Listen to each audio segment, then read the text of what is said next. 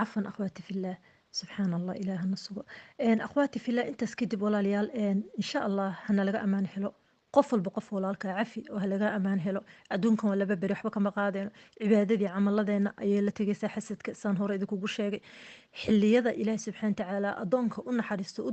dembi dhaafka kuma jirtid waxa kaloo ayagana xilligaas oo kaleeto acmaashooda la kor qaadin labada qofood beyna shaxnaa ee ka dhexaysa laba walaalo ah oo muslimiin ah oo isku caraysan xaq fara badan ayaa meeshaas ka baxaya maantana dadkii waxaad arkaysaaba inba qofkii waxay shimbiri ka xanaaqin uu kaaga xanaaqa uu kaa dudaa adigaa maanta dhan murugaysan oo aakhiradaada ka naxamahe dad badan oo aakhir moog ayaa jira oo moodi dadka in lagu dambaajiyey ilaahi subxaana tacaala sharkooda ayaan ka maangalnay walaalayaal sideeda bannaanba qalbigeena aan wanaajino ilaahi subxaana tacaalana aan xaqal xayaa ka baqno waxaa ogaatiin qofka biniaadanka meel uusan kasoo noqon doonin ayaana sugayso zaad ayaa nalaga doonaya akhwaati fillah wadaduna aad ayay u fog tahay camalkuna waa yaryahay maanta meesha aan marayno ummadda islaamka waad garanaysin walaalayaal camaladeena iyo cibaadadeena waxa la tagaya waa garanaysin munkarka fasaadka aan ku jirno social mediada waxaan maqlayno waxa aan daawanayno intaasaa horta annaga camaladeena kala gaabiyey camalka iyagaba kor uma qaadi karno haddaa xasad ku darsata ka war oo salaadaadi cibaadada la tata jannadana lagaa xarimay walciyaadatan billaah waa midda ugu xun walaalayaalow qofka biniaadanka waxba uma qaban kartaana quluubta u fura ilaahay wuxuu siiyey kama qaadi karti fadli dheeraada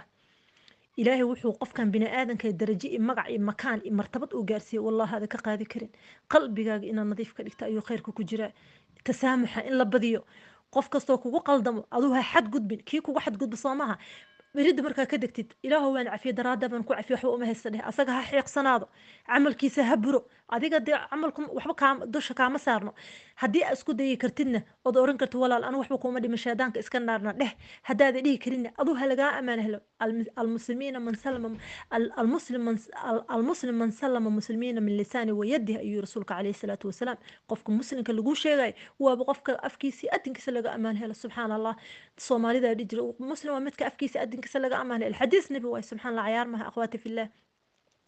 nabiga calayhi salaatu salaam wuxuu yidhi qofka biniaadanka waxaa ugu xun oo xadguduba sibaabu lmuslim fasuuq wa qitaaluhu kufr qofka muslimka oo la caayo ama la qadfo wuxuu ahayn laga sheego waxyaabaha maanta socdo oo kale qof aada garanin malafkiisa dhan gacanta ku haysaa maxaa kuu geeyey maxaa kuu dhiibay maxaa korka kaa saaray mid sheedaana kusoo waceyso ummadda aad moodo in lagu aafeeyey markaas maanta dhan ummadda iyo malafyadooda kuu keenaysaa ilaahayow annagu malafyadeena iyo camalada ummadda inaan dusha saarano waa arrin khatiir ah maxaa noo geystay kuweenan qaadi la-an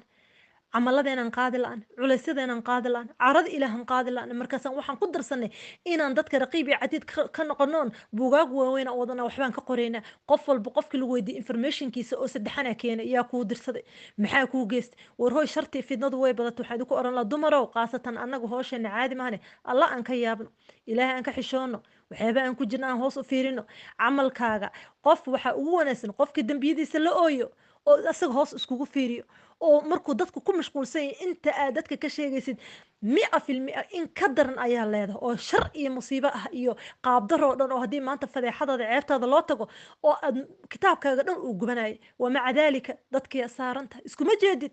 qofka ugu liita dadkana waa qofkaas oo kale oo isku jeedin oo wamaca daalika dadka saaran oo maanta qofkii madaxa qaada wuxuu ka sheegaa waa xaasid ciriiri ku jira maanta ummaddu wax ka sheega ummaddu saaran ummaddu tatabuca farta qofka dhaqaajiyo maanta na fiirina camal kala ma hayso walaalayaal xaasidka ha loo duceeyo waxa dadka asxaabi xiqdiga ha loo duceeyo meel xun ay ku soconta halukay ku socdaan jannada ilaahna uu ka xarimay in ilaahay cuqdadaha iyo caloosha iyo qalbiga u qaboojiyo war ummaddu way dhibantay ummadda dhibka ilaahay inuu ka qaado soomaalida markii loo duceeyna ha lagu daro ilaahay xaasidiintana qulubta u qabooji subxaan allah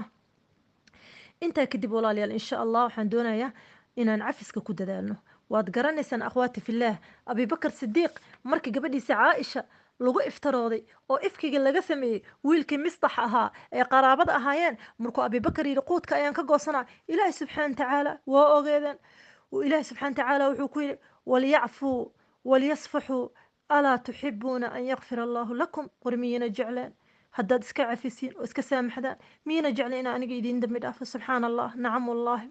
yacni xataa lama ogolo qofka kugu xadgudbo quud iyo dacaam haddaa siin jirta inaad ka goosato subxaana allah waalkaadibiina alqayd والعافين عن الناس والله يحب المحسنين وير إله سبحانه وتعالى كو عرضوda qariyo oo dadka iska cafiyo والله يحب المحسنين إله محسنينtu jecel yahay walaalayaalow ilaahay iyo rasuulkiisa way noo digeen ilaahay iyo rasuulkiisa way noo digeen waciidii waana la siiyey waqti waana la siiyey waxa jira iyo waxa dhici doono xayaatada maalintan nala uumay ilaa maalinta aan dhiman doono ilaa xayaatada dambe aan geli doono abadiyada ilaahay iyo rasuulkiisa dee nooga warrameen maxaa naloo reebtay miyaysan ahayn bacdad inta ka dambaysa doqonnimo soo kuumaha ina soo dhago weynaatid oo waxaan laguu dirin cimrigaaga iyo caqligaaga iyo maskaxdaada ay ku go-an maskaxdan ilaahayna siiye meeqa qaanad ayay leedahay qaanadahan haddaan intaan furfurno oon nadiifino oon dhaqno oon nadiifino oon ka buuxino camal iyo caqli iyo maskax iyo diin iyo anfaca ummadda maxaan dad u qaban karnaa maanta ma garanaysin qofka markuu maskaxdiisa damage gareeyo ama qalbigiisa uu xiro oon waxaan loo dirin maanta uu ku xiiqsan yahay uu saas xiiq uu ku jiro maxaa la yiri maxay tiri muxuu arkay maxay qaaday muxuu fiiri maxay وmaanta ku jiro aqwaati wallahi maskaxdiisa waxay noqonaysaa bal raana ala qulubihim ma kaanu yaksibuun qalbigaaga dhan wuu xirmaa raan madow ayaa fuulayso war waxaa looma baahna war waxa iska xirooba war maskaxdan iyo caqligan ilaahay wax kale ugu tala galay waxaan aad ka buuxiseen iska daaya